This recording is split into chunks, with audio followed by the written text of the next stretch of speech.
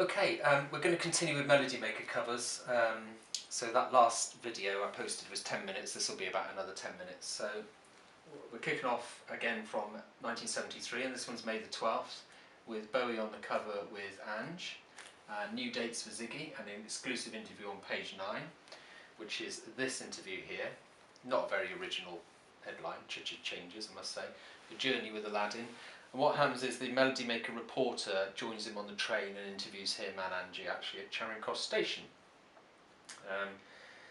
So there we are, there he is. I've been through a lot of changes, I've seen life, and after what I've seen on the state of this world, I've never been so damn scared in my life. So that's the major quote from that interview. But quite a nice cover there anyway. I suppose this one speaks for itself. This is May the 19th, 1973. And David Bowie and the Spiders from Mars attacked Britain in a very messy way when they opened their tour in front of 18,000 people at London's Earl Court Arena last Saturday. That gig got some horrible reviews because the sound wasn't very good and there were a few scuffles and fights and stuff. So that's basically what that's telling us. But really good Bowie cover on that one anyway. And there's a little bit here. About the athletic couple of David Bowie and Mick Ronson. Okay, so moving on. In this same issue was that, and the interview continues here, and the advert for Aladdin Sane, the album, and all the tour dates as well are there as well. The problem was in the 70s that you'd often buy a paper, maybe Melody Maker, maybe NME, maybe Record Mirror, and there'd be pages and pages of Bowie in it, not just one page, and they just used to pick on anything to write about him because he sold papers, magazines easily. So this was also in that issue, so you can bear in mind you've got this advert, double page spread here as well, and this is all about Drive Out Saturday, which was a gig review of the Earl's Court gig. And it was a visual whiz-bang apparently, but many fans couldn't hear nor see. The show was a shambles. Although you do get mixed reports on that. I think it depends where you were in the concert hall. But quite an interesting article nonetheless, and I'm not going to read that one actually. And then we got some poll results as well, which we've got the Best Male Singer for Melody Maker in 1973, which was David Bowie. He also wins a variety of other things as well. Let me have a look a minute. I think yes, producer here and composer. He won both of those as well. He came second in Male Singer International section to Robert Plant of Led Zeppelin, and the best single was Jean Genie, and the second best single was Driving Saturday. I'd actually put those the other way round personally, but that's just my personal preference. They also did an A to Z of Bowie, which is really, to be honest, pretty feeble. I is for Iggy Pop. C is for Carnaby Street, where David once designed shirts and suits for John Stevens.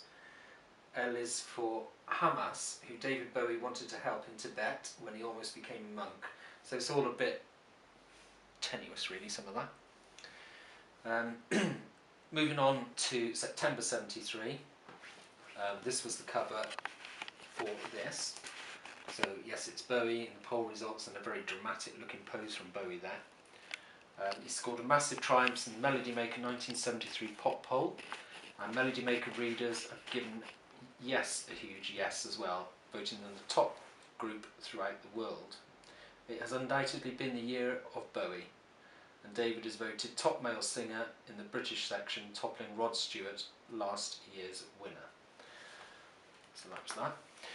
Then moving on a little bit to September 74, I should add actually, these aren't all the Melody Maker covers, these are just some. I have got a few more, but I didn't keep them complete, I cut them up. And I will show you those on at a later date. But these are the ones I have complete. So September 74, obviously two icons on the cover there with Bowie and John Lennon. And it says, 2 British stars now in America speak to Melody Maker today. So Bowie at that time was on his Diamond Dogs tour, and John Lennon talks about the Beatles, needless to say. So quite a good cover, that one as well. And the article inside that is Bowie Finds His Voice, and it's basically a review of a gig he did in 1974 on the Diamond Dogs tour. So it starts off, "I really shouldn't do this," teased David Bowie as he walked across the room of his Beverly Hills hotel suite towards a mound of tape equipment. And I think that tape equipment was some demos of his next album. But he does say here, this isn't a new album but the one after it, and the record company doesn't like me to do that. They want me to talk about the new one and the live one that will be out soon, but I'm so excited about this one. We cut it in a week in Philadelphia, which is obviously Young Americans.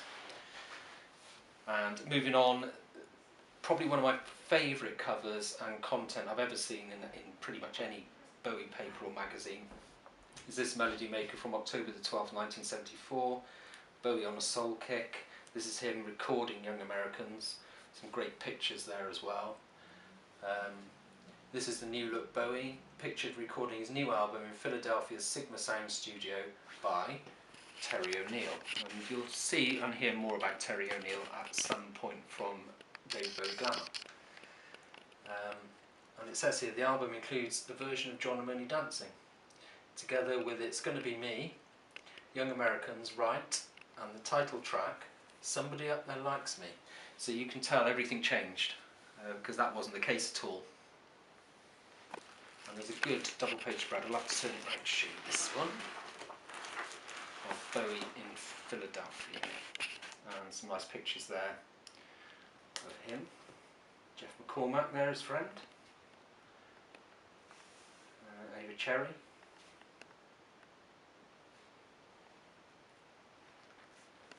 So that's that one. Moving on.